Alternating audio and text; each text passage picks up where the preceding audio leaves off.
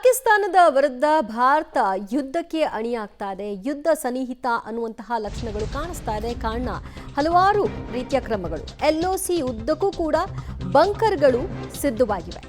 ಉರಿಯಿಂದ ನೌಶೇರಾ ವಲಯದವರೆಗೂ ಕೂಡ ಬಂಕರ್ಗಳನ್ನು ಸಿದ್ಧಪಡಿಸಲಾಗಿದೆ. ಸೂಕ್ಷ್ಮ ಪ್ರದೇಶಗಳಲ್ಲಿ ತುರ್ತು ಸಂದರ್ಭ ಬಂದಂತಹ ಸಂದರ್ಭದಲ್ಲಿ ಆಶ್ರಯವನ್ನು ಪಡೆಯೋದಕ್ಕೆ ಒಂದು ಸಿದ್ಧತೆಗಳನ್ನ ಮಾಡಿಕೊಳ್ಳಲಾಗಿದೆ. ಬಂಕರ್ಗಳಲ್ಲಿ ಆಹಾರ, ನೀರಿನ ವ್ಯವಸ್ಥೆ, ಮೆಡಿಕಲ್ ಕಿಟ್ಗಳು, ಈ ರೀತಿಯ ಎಲ್ಲ ಸೌಲಭ್ಯಗಳು ಕೂಡ ಲಭ್ಯವಿರುತ್ತೆ.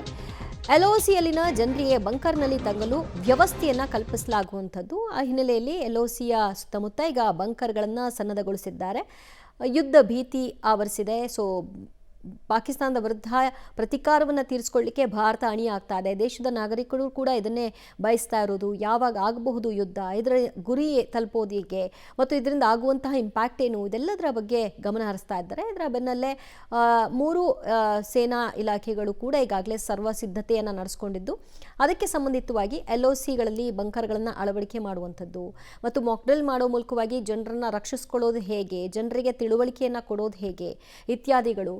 ಮತ್ತು ಈಗಾಗಲೇ ಪಂಜಾಬ್ನಲ್ಲಿ ಈ ಯುದ್ಧ ತಾಲೀಮನ್ನು ನಡೆಸಲಾಗಿತ್ತು. ಅದಾದ ನಂತರದಲ್ಲಿ ದೇಶಾದ್ಯಂತ ನಡೆಯುತ್ತೆ.